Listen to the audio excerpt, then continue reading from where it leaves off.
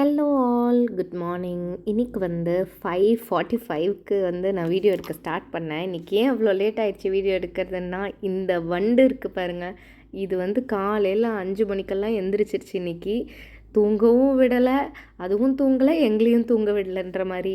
ஹஸ்பண்டாவது சரி தூங்கட்டும் அப்படின்னு சொல்லிட்டு நான் கிச்சனுக்கு வந்துட்டேன். அவனையும் டிவி போட்டு விட்டு தயவுசெய்து டிவி பார்த்துட்டு உட்காருடான்னு சொல்லி உட்கார வச்சிட்டேன். ரைஸ் வச்சுருக்கேன். இப்போ மகிழ்குட்டிக்கு பொட்டேட்டோ ரைஸ் தான் லஞ்சுக்கு பிளான் பண்ணியிருக்கேன்.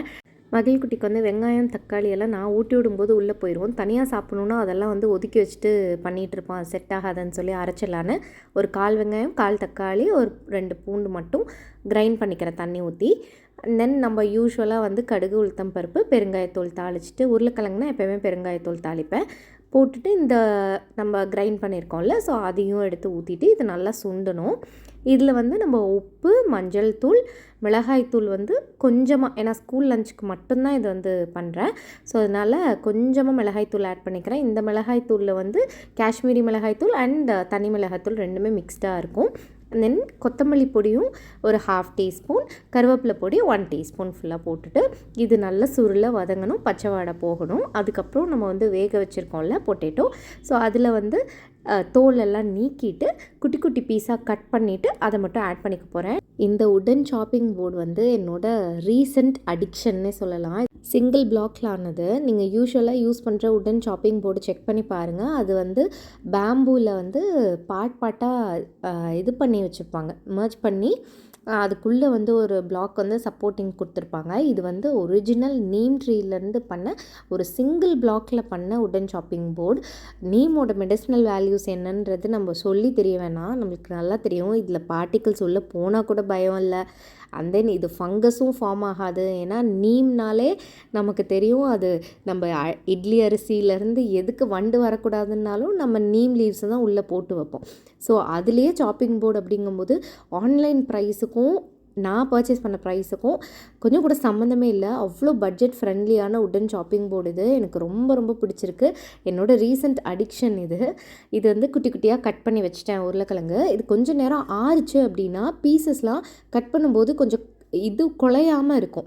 எப்பயுமே வேக வச்சுட்டு உடனேவே கட் பண்ணோன்னு வச்சுக்கோங்களேன், பீஸ் அப்படியே குழஞ்ச மாதிரி ஆகிடும் உருளைக்கிழங்கு. ஸோ அதனால் கொஞ்சம் நேரம் நான் ஆற விட்டுட்டு அதுக்கப்புறமேட்டு குட்டி குட்டி பீஸாக கட் பண்ணி வச்சுக்கிட்டேன். கொத்தமல்லியும் கட் பண்ணிட்டேன்.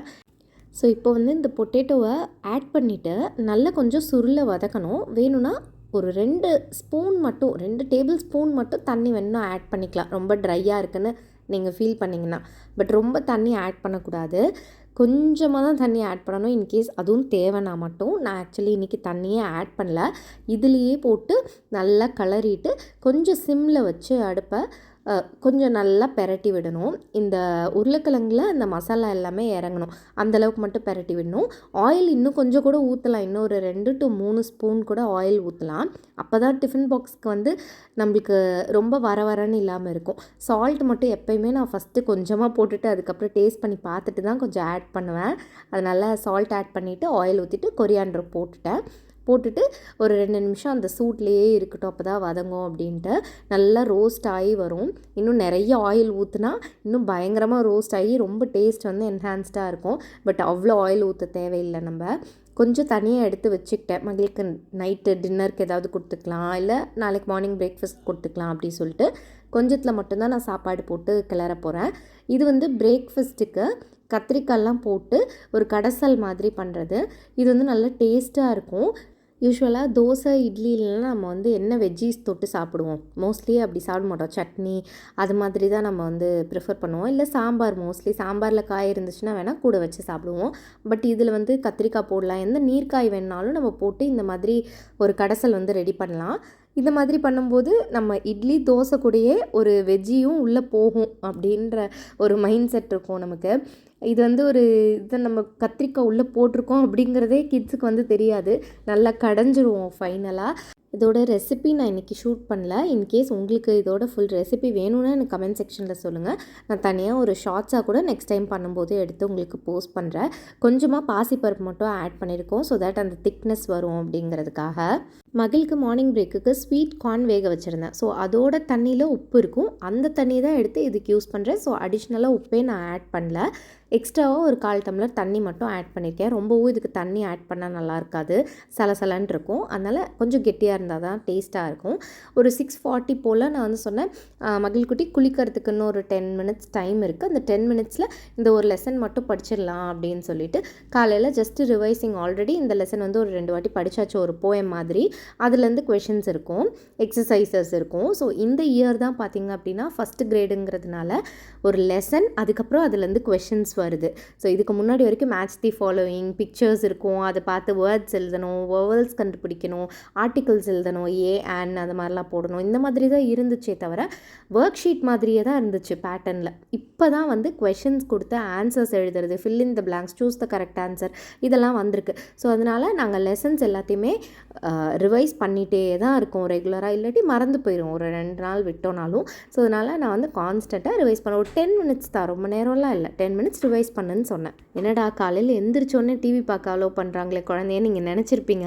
But at the same time நான் இதுவுமே சாதிச்சுக்குவேன், படிக்கவும் வச்சுருவேன். அதே டைம்லேயே டிவியும் விடுவேன், படிக்கவும் வைப்பேன். எப்படியோ ரெண்டத்தையும் பேலன்ஸ் பண்ணி மேனேஜ் பண்ணி போயிட்டுருக்கு. மகிழ்குட்டிக்கு வந்து சாப்பாடு கிளறும்போது ஒரு 2 ஸ்பூன் நெய் மட்டும் விட்டுக்கிட்டேன். ஸோ தட் வந்து நல்லா டிஃபன் பாக்ஸ் ஓப்பன் பண்ணும்போது வாசமாக இருக்கும். அதனால் யூஸ்வலாகவே குழந்தைங்களுக்கு வந்து நெய் சேர்க்கறது நல்லது. அதுவும் மகிழ் வந்து அண்டர் வெயிட்டில் தான் இருக்காங்க. ஸோ அதனால் நல்லாவே நான் நெய் கொடுக்கலாம், ஒன்றும் பிரச்சனை இல்லை.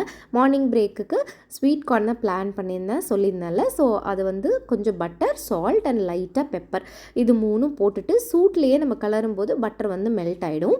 இந்த பட்டர் கொடுக்கும்போது, பட்டர் போடும்போது நல்ல ஃப்ளேவர் இருக்கும். மகிழுக்கு வந்து பட்டர் போட்டால் பிடிக்கும். ஸோ அதனால் யூஸ்வலாகவே ஸ்வீட் கார்ன் வெந்தோடனே கொஞ்சம் சூட்லேயே இந்த மாதிரி பட்டர் போட்டு கலரி வச்சுருவேன். மகிழுக்கு வந்து எல்லாமே பேக்டு ரெடி. ஹஸ்பண்டுக்கும் ஆல்மோஸ்ட் பேக்டு, இன்னும் கொஞ்சம் பேக் பண்ணணும் ஹஸ்பண்டுக்கு. மகிழ் வந்து ஹாஃப் ரெடியில் இருக்கிறாரு. பாவம் காலையில் ரொம்ப ஏர்லியாக எந்திரிச்சிட்டாங்க அப்படிங்கிறதுனால தூக்க கலக்கம் வேறு. இன்னும் டிவி மறைக்கிறது, ஆனால் அவனுக்கு எவ்வளோ பெரிய பிரச்சனைன்றது பாருங்களேன். உலகத்தில் எவ்வளோ பிரச்சனை இருக்குது, ஆனால் இந்த குட்டி சாருக்கு வந்து டிவி மறைக்கிறது, ஐயோ நவருங்க நவருங்கன்னு அது வாய் திறந்து சொல்கிறதுக்கு கூட காலையில் எனர்ஜி இல்லை. அப்படியே சொங்கி போய் படுத்திருக்கான். ஆக்சுவலி வந்து இவர் பெரிய ராஜா பகவத், இப்படி தான் காலை வச்சுட்டு இப்படி தான் ஒய்யாரமாக படுத்துட்டு டிவி பார்க்குறது எப்பயுமே. இவனுக்கு என்ன, சட்டை மாட்டி விடுறதுக்கு ஒரு ஆள், பேண்ட்டு மாட்டி விடுறதுக்கு ஒரு ஆள், சாக்ஸ் மாட்டி விடுறதுக்கு ஒரு ஆள்னு சுற்றிட்டுருக்கான். ஸோ எல்லாமே ஆல்மோஸ்ட் பேக்டு.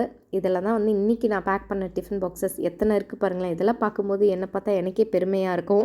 சரி, சமைக்கவே பிடிக்காத ஆள் இத்தனை சமைக்கிறோமே ஃபேமிலிக்காக அப்படின்னு நினச்சி பெருமைப்பட்டுக்கிறது தான். ரைஸு கொஞ்சம் வந்து கடைசல், 2 இட்லி அண்ட் உருளைக்கிழங்கு. ஸ்வீட் கார்ன் மகிழுக்கு வேக வச்சது கொஞ்சம் ஹஸ்பண்டுக்கும் பாதி கொடுத்துட்டேன். ஒரு ஸ்வீட் கார்ன் வேக வச்சுட்டு இவருக்கு பாதி அவனுக்கு பாதின்னு வச்சுட்டேன். எனக்கு ஸ்வீட் கார்ன் அவ்வளோவா பிடிக்காது ஆக்சுவலி, அதனால் எனக்கு நான் எடுத்துக்கல.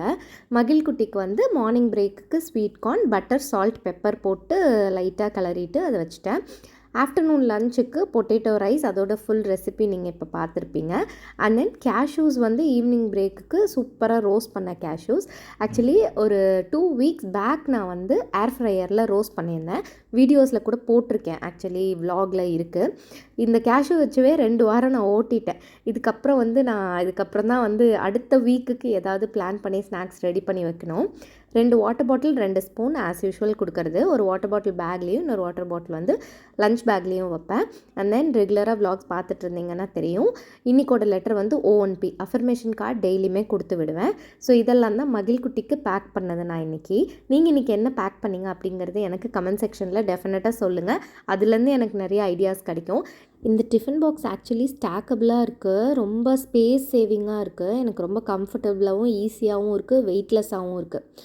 அண்ட் லிட்டுமே வந்து நல்லா ஈஸியாக ஓப்பன் பண்ணுற மாதிரியும் இருக்குது. அட் தி சேம் டைம் வந்து லீக் ப்ரூஃபாகவும் இருக்குது. ஸோ அதனால் எனக்கு வந்து இது ரொம்ப கம்ஃபர்டபுளாக இருக்குது. ஆக்சுவலி இது என்னோடய ஹஸ்பண்டோட ஆஃபீஸில், ப்ரீவியஸ் ஆஃபீஸில் கிஃப்டாக வந்திருந்தது தான்.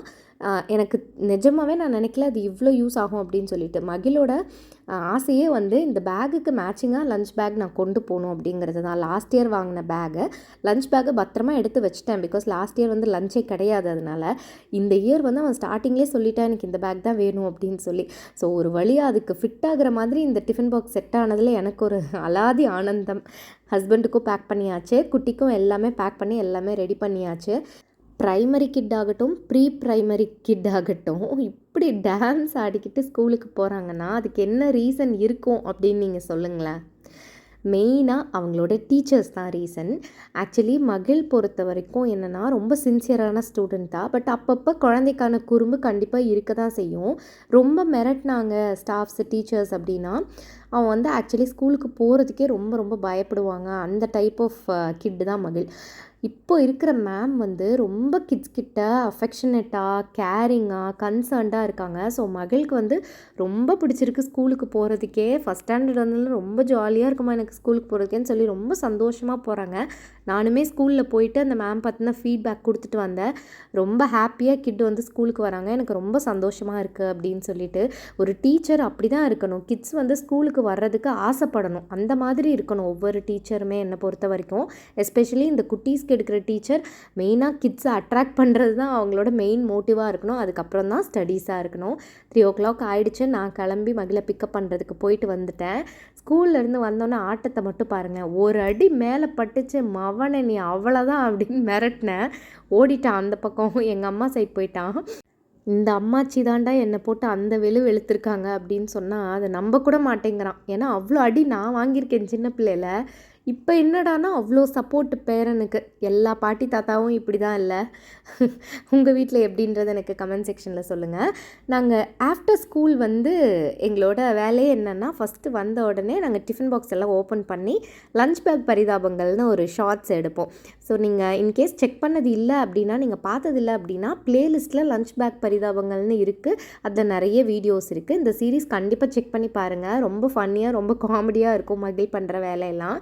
மோஸ்ட்லி வந்து நிறைய மிச்சம் வச்சுட்டு வந்துட்டு இருந்தாங்க இனிஷியல் டேஸில். எனக்குமே என்ன பண்ணுறதுன்னு தெரியல. பிகாஸ் நானுமே இப்போ தான் புதுசாக லஞ்ச் எல்லாம் பேக் பண்ணுறேன். ஸோ அதெல்லாம் சார்ட் பண்ணுறதுக்கே எங்களுக்கு 1 month ஆகிடுச்சு.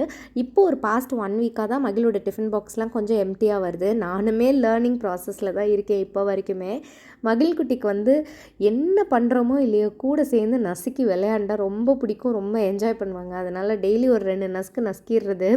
என் சைஸ் என்ன, அவன் சைஸ் என்ன, ஆனால் அவனுக்கு என்னமோ அது பிடிக்குது. என்ன பண்ணுறது, அவங்களுக்கு பிடிக்கிறத தானே நம்ம பண்ணி ஆகணும். தென் மகிழ் குட்டிக்கு வந்து ஈவினிங்க்கு தோசை. இன்றைக்கி வந்து ஆக்சுவலி ஃபோனிக்ஸ் கிளாஸ் இல்லை, மேம் வந்து இன்றைக்கி லீவு. காம்பன்சேஷன் கிளாஸ் வந்து ஃப்ரைடே கொடுக்குறேன்னு சொல்லியிருக்காங்க.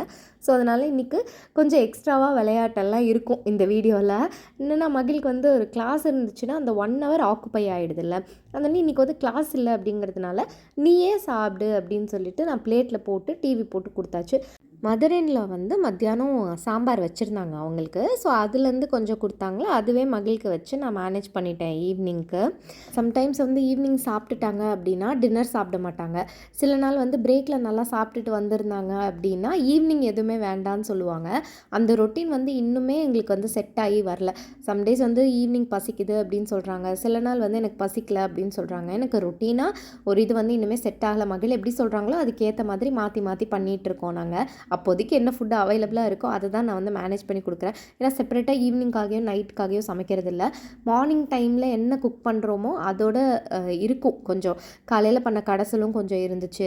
அண்ட் தென் சாம்பார் மதர்-இன்-லா கொடுத்துருந்தாங்க, அதுவுமே கொஞ்சம் இருந்துச்சு. ஸோ அதெல்லாம் வச்சே ஈவினிங் அண்ட் நைட் மேனேஜ் பண்ணிக்கலான்னு பெருசாக வந்து குக் பண்ணுறதுக்கு போகிறதில்ல. ஏன்னா டிஃபன் பாக்ஸ் எல்லாம் கழுவி நைட்டு கமுத்தி வச்சுட்டு அதுக்கப்புறம் வீடியோஸ் எல்லாம் எடிட் பண்ணி மகிழுக்கான ஹோம் ஒர்க் பண்ண வச்சு இதெல்லாம் பண்ணுறதுக்கே டைம் கரெக்டாக போயிடும். அடுத்தது மகிழோட ஹோம் ஒர்க் தான். ஸோ அதனால தான் நான் வந்து ஸ்ட்ரென்த் வேணும் அப்படின்ட்டு காஃபி எல்லாம் குடிச்சு ரெடி ஆகிட்டுருக்கேன். லாஸ்ட் இயர்லாம் மகிழ் எழுதுறதுக்கு அவ்வளோ கஷ்டப்படுவாங்க. பொறுமையாக பிரேக்ஸ் விட்டு விட்டு எழுத வைக்கிற மாதிரி இருந்துச்சு. பட் இந்த இயர் வந்து டிராஸ்டிக் இம்ப்ரூவ்மெண்ட். எழுதுறதுக்கு ரொம்ப பிடிச்சிருக்கு எனக்கு. இதுவுமே வந்து ஆச்சரியமாக தான் இருந்துச்சு. சரி ஓகே, டீச்சர்ஸ் வந்து நல்லா என்கரேஜ் பண்ணுறாங்க போல இருக்குது இந்த இயர் அப்படிங்கிற மாதிரி தோணுச்சு.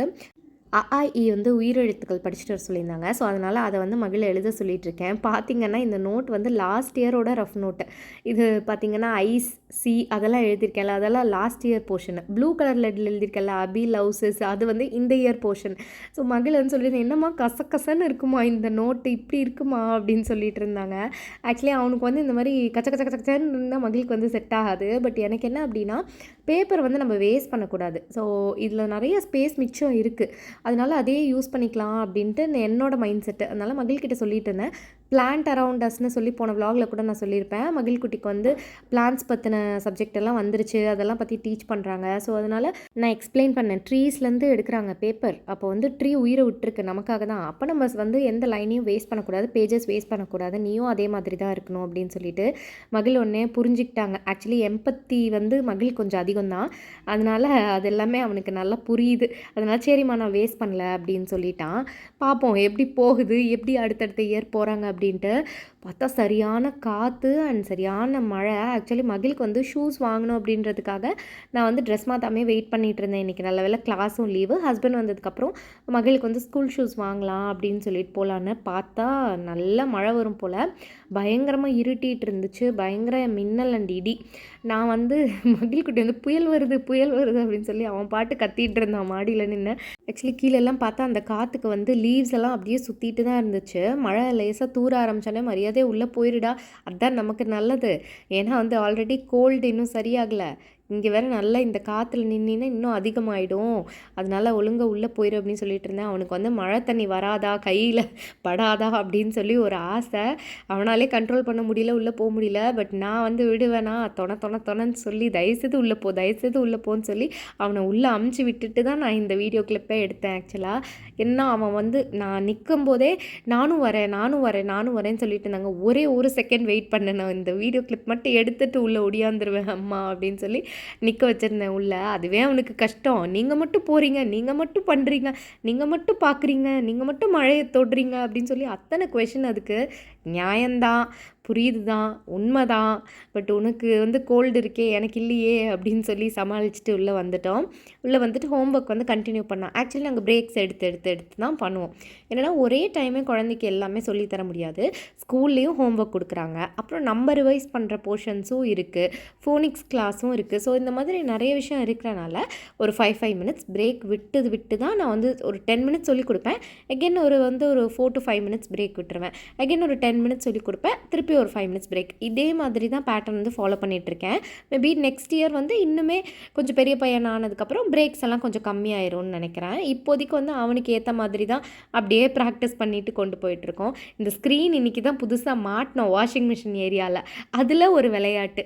என்ன தான் பண்ணுறது, தூங்கலாம் வாடா அப்படின்னு கூட்டிகிட்டு வந்து படுத்தா காலையில் ஏர்லியாக எந்திரிச்சிட்ட சீக்கிரம் தூக்கம் வரும் அப்படிங்கிறது நம்ம கேல்குலேஷன்.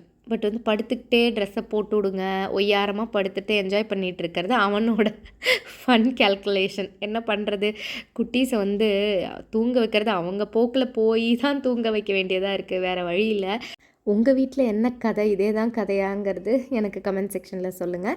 எங்களோட டே அழகாக இன்றைக்கி முடிஞ்சிருச்சு. உங்களோட டே எப்படி போச்சுன்றதும் சொல்லுங்கள். இன்னொரு vlogல உங்கள் எல்லாரையும் வந்து பார்க்குறேன். டேக் கேர், பாய்.